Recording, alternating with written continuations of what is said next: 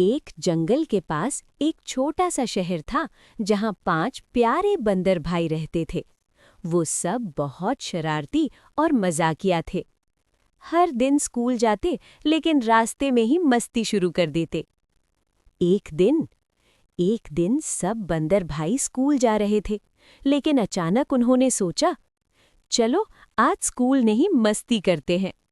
वो सब खेलने लग गए, उछल कूद करने लगे और जोर जोर से हंसने लगे। मुश्किल शुरू। अचानक एक बंदर गिर गया और उसे चोट लग गई। बाकी बंदरों को डर लग गया, लेकिन फिर भी वो रुके नहीं। थोड़ी देर बाद दूसरा बंदर भी गिर गया। अब सबको समझ आने लगा कि मस्ती ज्यादा हो रही है। फिर क्या हुआ? वो सब भूखे हो गए और जंगल में खाना ढूंढने लगे। उन्होंने केले देखे। सब ने मिलकर केले तोड़े, खाए और फिर नाचना शुरू कर दिया। खुशी और सबक। सब बंदर मिलकर नाचे, तालियां बजाईं और हंसने लगे।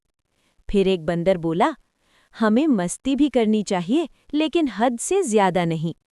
तो सबक हमें ये मिलता है कि ज्यादा शरारत और लापरवाही नुकसान दे सकती है।